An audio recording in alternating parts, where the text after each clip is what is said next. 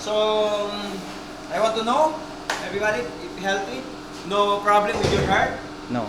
no like she has a lung problem like asthma or something. health problem. She's suffering from a broken house. Broken heart. Just recently or long time ago? Long time ago. Long time ago. So now it's healed. Okay. Complicated. Okay. So of course, I would like to know if you are healthy. So no problem with your heart, with your lungs. So you can Yeah. breathe, walang hindi ka ina-asthma or difficult in breathing. Wala naman. None. Wala. Okay. No headache, no cold. Headache, but Okay. Did you drink last night? Konti lang. Konti lang. How much? kate. Hindi naman nalasing, no? No, no. Kasi kung nalasing kayo, if you got drunk last night, and then in the morning, when you wake up, you feel you're okay, once we get into the water, sometimes bumabalik yung pagkahilo. Oh. So that's why sometimes we are not allowed the divers to go diving. If you get drunk, for example, you feel like headache last night Okay. when you get drunk, so You had headache? No. no, Just buzzed only. konti lang. Yeah. Headache. Tara na. Okay? No headache. No headache, ha? No No headache. No problem. Okay. Don't blow underwater. Food for the fish. Yeah, yeah. Many fish coming too much and then you get scared, you know? Many fish. It's good. Like, I take photo. okay, okay. So, healthy, no problem. So we can dive. Okay? So, of course, in scuba diving, we have some rules that you must know and we must follow the rules. No? Okay? So, number one rules sa scuba diving is never hold your breath. Never. Okay? heard So, of it means whatever happen, you just breathe normal and continuous. Okay. Okay? Even you see a big shark or a big fish or something scary, relax. Relax. Di naman sila delikado eh. They don't attack people. For example, big fish. So just just swim and go the way you got. Yeah. There is no aggressive things here. Like other country in Australia, there is a great white shark, which is all tiger shark, which is aggressive. So here, nothing. And also intro dive, we just go into the shallow part, not very deep. Okay. We have limit 10 meters only for the intro. Okay. Fan dive, you can do more, you can go more deeper. But intro dive, because we don't have license, we don't have proper training, so we will give you only 10 meters maximum. I thought 15. No. Not 10 liters. I did Okay, we're 15 talking before. I don't know, maybe the other instructor will, if the instructor maybe they will bring you, it depends on you, your skill. Sometimes you feel pain with your ear because there is pressure when you go deeper. Yeah, yeah. So, mapipil mo yung pressure. So, it's up to you. If you don't have a problem with your nose, so maybe you can go. Actually, 10 meters is like 30 feet. It's enough to see a lot of things. Yeah. Corals, fish, everything. So, sometimes maybe the snorkel also. Big fishes passing. Okay. Okay? Barang- So, that's the number one rules, no? Never hold your breath. Okay? Just breathe normal. Inhale, exhale. Inhale, exhale through your mouth. Because your nose will cover with goggles. Yes, DiveMaster. It will put in your face. So it's like, oh wait. Oh, I use my mask. You know? Never stole lately. Number one rule. Ligo at saka his first lesson yesterday na Got it. So your nose will cover with this mask. Like this. Okay. So you're not able to breathe from your nose. Okay. You just get air from your mouth. Okay. Okay? With this time. There's air inside. Okay? So inhale, exhale through your mouth. Okay? Okay. So another rules, of course, never dive alone. Never Okay. dive alone. Never dive alone. Even you are a professional diver. Even me. Ako a dive master, so I can dive alone, but this is not not recommend. not recommend to any divers to go alone. Okay. Because, for example, there is something problem underwater, so nobody can help you. You cannot call someone to help you. Okay? So that's belong to the rules. Never dive alone.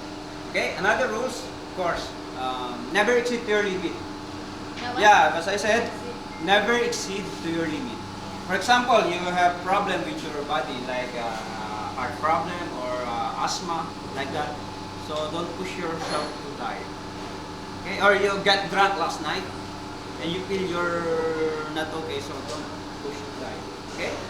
Okay. So that's belong to the rules. Another rules, of course, never collect any marine life. Never Okay? collect. For example, we see clams, empty shells. So do not collect and then bring it out. Okay.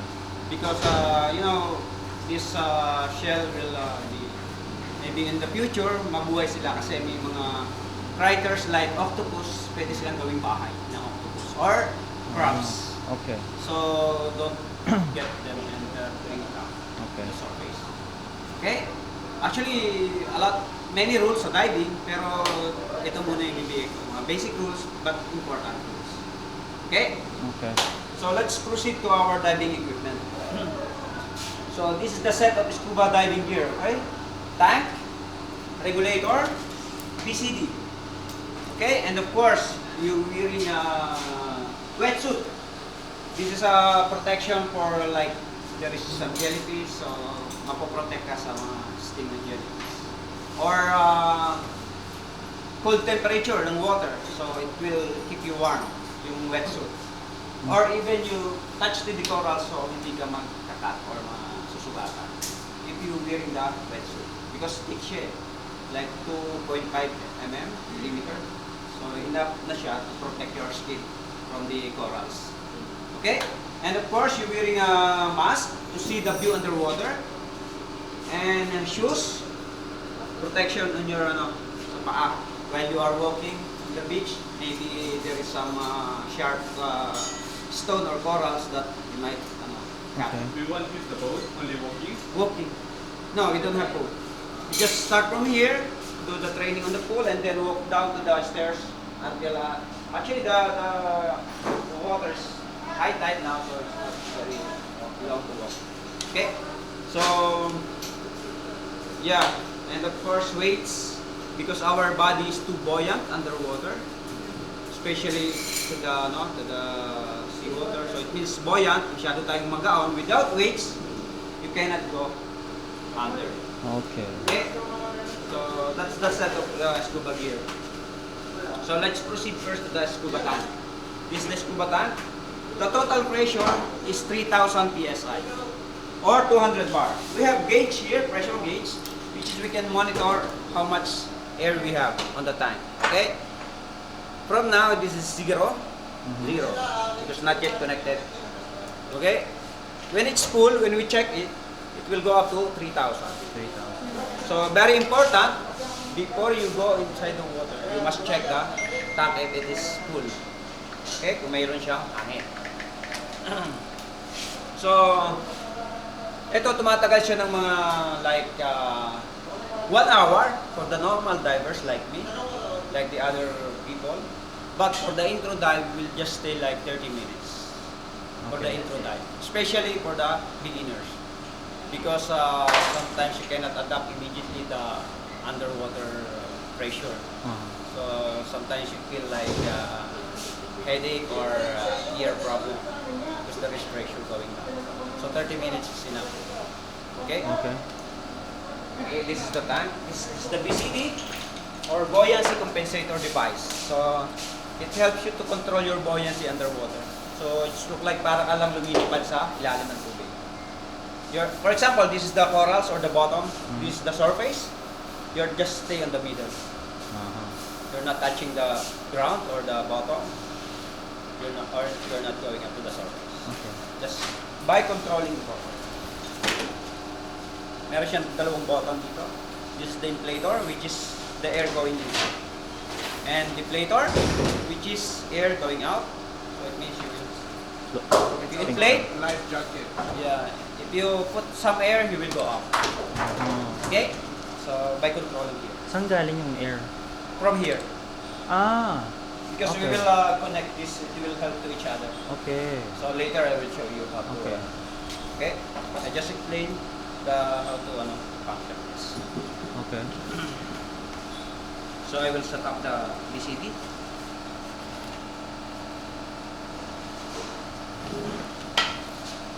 So, yung tamang pag-check niya, proper way to check is make sure this is enough tight. The strap, this is the strap of the BCD. So, make sure enough tight siya. So, check mo siya. Mhm. So, hindi siya nag-slide down. So, it means mahigpit na siya. Okay. Okay? So, yung tamang pag-check. And then, tamang level lang.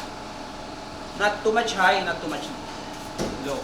Kasi kung masyadong mababa, pwede siyang matanggal while you are diving underwater. Kung masyado namang mataas, etong tangke, etong valve na to tatama sa ulo. So, dapat, eto na. Okay. Okay? So, eto naman yung regulator natin. So, dito ka hihinga sa regulator na to. Okay? Ito yung nasa bibig mo, the whole time na nagkakadive, the whole time na nagkakadive. As you can see, it has 4 hoses, no? 2 on the right, 2 on the left. So, itong nasa kanan, ito yung nasa itong black, ito yung primary mo, or ito yung hihingahan mo, the whole dive mo. Okay. Dito ka humihinga. Okay? Etong yellow, this is the extra one. In case na magka-problema, you have backup or extra. Interesting. Okay? And remember, never dive alone. So, yung kabady mo nagka-problema. So, you can save your body. Because you have two.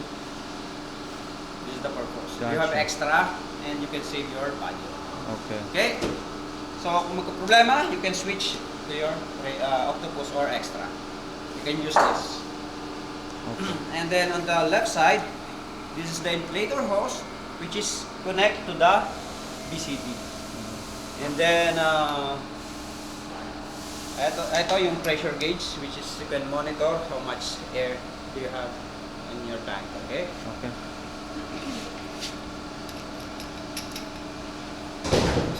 Connect ko siya, and then makita niyo. Okay. Connect siya rito. Okay. Make sure na wala siya. Secure natin para hindi siya sasabit sa corals. Kasi kung nakalugay lang na ganon, while you are swimming, It might get caught. Okay. tangle to the corals and then it might damage or the coral will damage also. Yeah. Okay? So we will check now. We will open the valve of the tank. Remember, halimbawa, you are certified already and you will set up your gear by your own.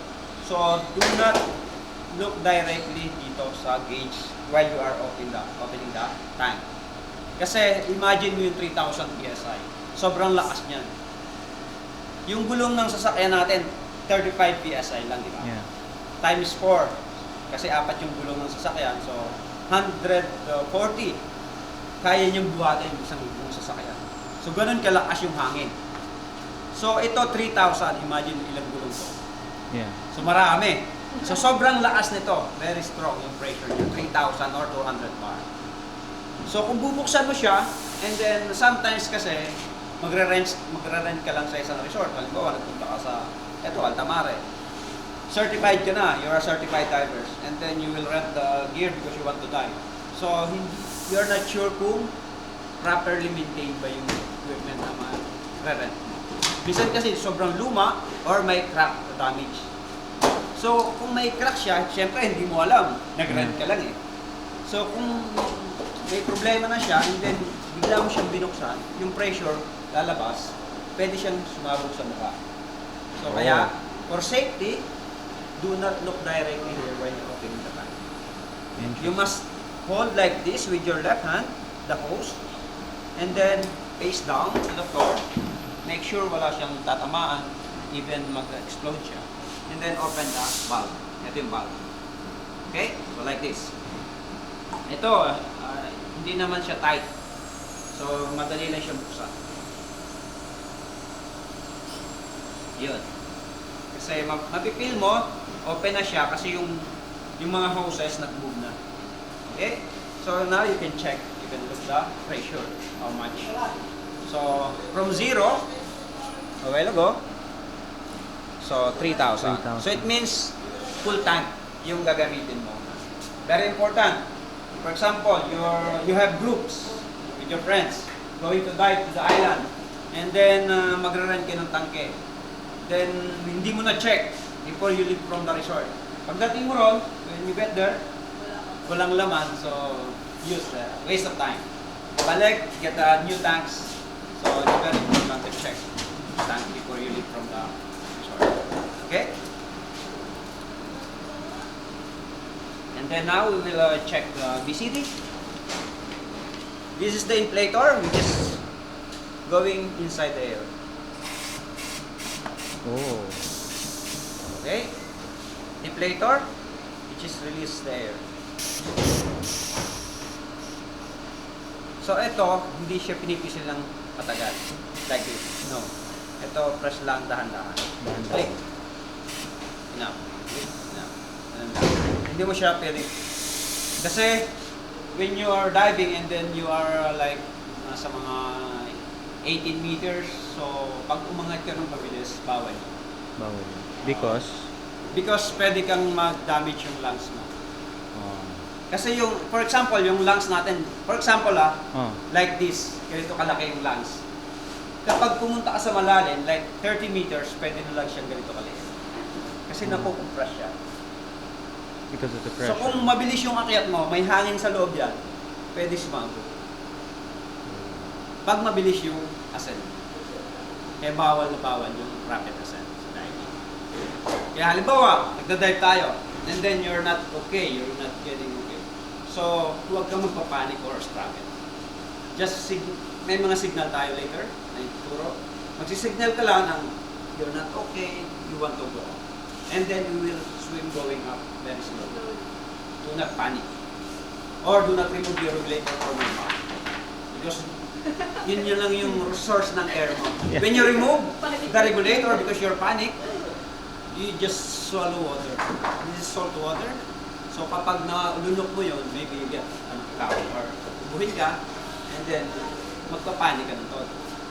So just relax lang, and then the DiveMaster will bring you up to the surface. Okay. Then once you get the surface, it's time to remove the regulator, and then just relax. Just inflate the BCD, yung DiveMaster yung gagawa, and then magpo-float ka lang, you will not going down again. Okay. Okay? Got it. So relax lang. Okay? Deflate. So it's working. Check the primary. Oh. What's this?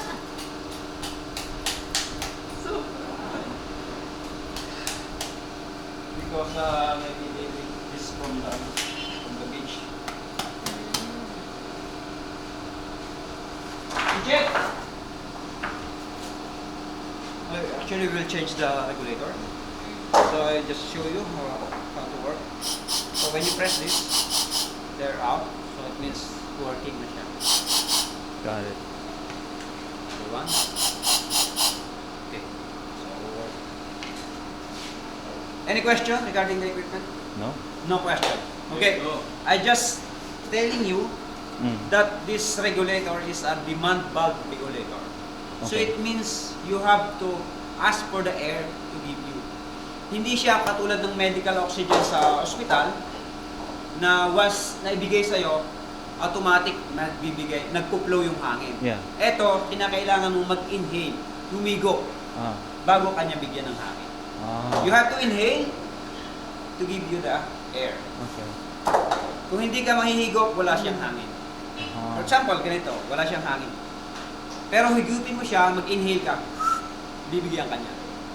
Okay. Okay? Kung humigop ka ng konting hangin ang bibigay. Demand valve siya. Kung humigop ka ng malakas, maraming hangin yung bibigay. Okay. Okay? So remember that.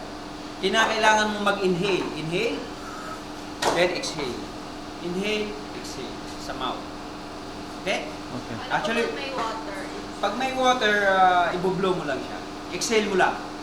O kaya, press mo rito. We will practice on the pool later. Para makakuha nyo kung paano yung halimbawa, accidentally na-remove yung regulator sa bibig, how to return to your mouth in a proper way.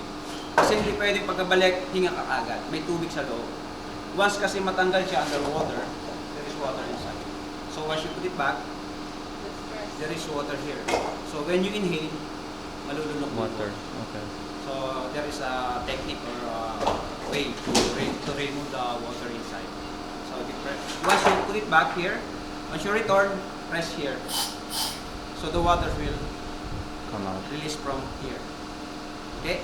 Got it. Or you can just blow. Or you can just blow. Same thing. Because sometimes you don't have enough air in your lungs when the regulator's out on your mouth. So you don't have enough To air blow. to blow. So the best thing is to press here. Press that. Because you don't have enough air, you're not able to blow. Okay. Got it. Okay? So I've just changed the regulator. Okay. Kasi may mga sansya baka bumara sa loob so hindi ka makakahinga.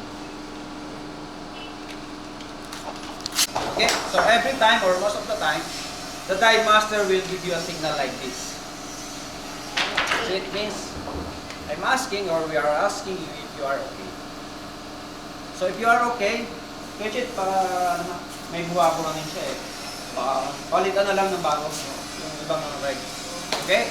So every time, mag-sign ng BM like this, so you must respond. So reply ka ng the same if you are okay. Kung wala kang problemang nararamdaman underwater. But if you're not okay, yung signal natin ganito. For example, you're swimming underwater. And then the DiveMaster give you signal like this. So if you're okay, response like this. If you're not okay, like this. And then point the source of the problem. Mm. Common problem na encounter natin, tenga. Kasi nga may pressure habang lumalalim. So point your ear kung sumasakit yung tenga. I'm not okay, problem here. So yung signal, problem here. So the DiveMaster know what to do. It will bring you up to the shallow part. And then you have to relieve or to equalize. Yeah. So you know how to equalize? Pinch your nose, like this, Yeah. and then blow. Singa ka sa tenga, parang i-blow mo yung pressure sa tenga. Higup ka ng konti, inhale ka ng konti. Higup sa bibig, doon sa regulator mo. Kuha ka ng hangin, and then pinch your nose. Blow. Parang sumakay ka lang ng aeroplano. Yeah. Or umakyat ka ng bundok, di ba napipil mo, parang sumiskip sa tenga. So ganun yung mararamdaman mo while you are sa ilalim ng tubig. Okay? So you have to equalize. So, again, okay, not okay. Point your ear, point your head kung sumasakit ulo, point your chest kung hindi ka masyadong makahinga, difficult in breathing. Point your legs kung nag-cramps or umiyak. Mm. Okay? Halimbawa, lumalangoy ka. Then naramdaman mo, uy, parang kulikat. So, cramps.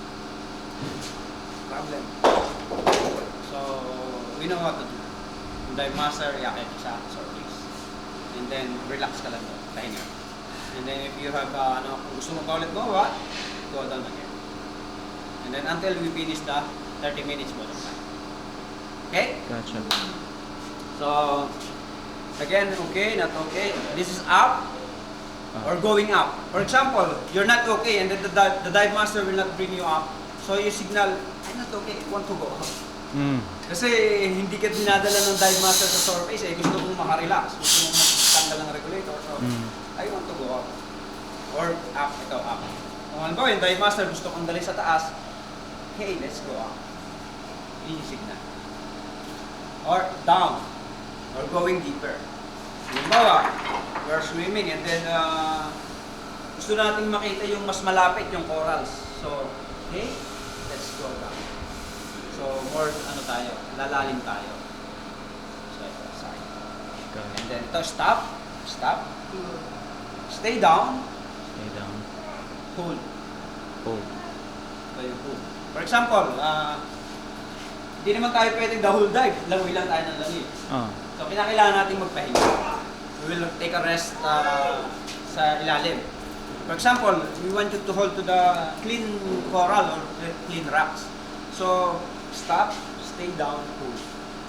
Or look, there, pull.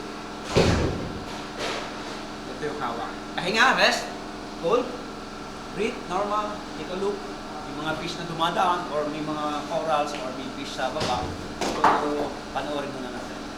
And then, kung gusto ulit natin mag-move, kaya tayo ng konti, swim again.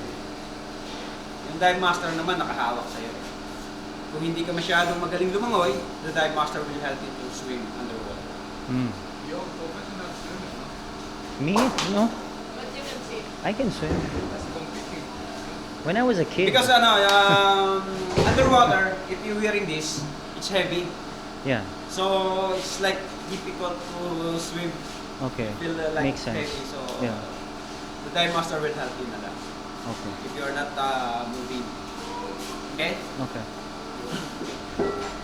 So this is again signal for fish. Fish, Fish, eel, eel, stingray, stinger, ray, Shark. shark, signal, turtle, sea turtle, What was this? What was this? eel. eel, What is it? moray eel. The pangit. The- It's like snake. Looks like a snake. Snake. I don't know. Yeah, normally they are living under the hole, inside the hole. So once we see them, we'll show. Look, snake. Don't tell me for what. But remember, don't touch anything underwater if you are not familiar. Remember, for example, you see corals look like attractive but dangerous sometimes. Especially yung mga pirate coral. So, it looks attractive once you hawakan, pwede kang mapasok. Burn. Yung skin. So, remember, don't touch. Huwag hawak tayo ng hawak. Kung may mahawakan man tayo, but when the DiveMaster touch, it means you're safe. You can touch. Okay.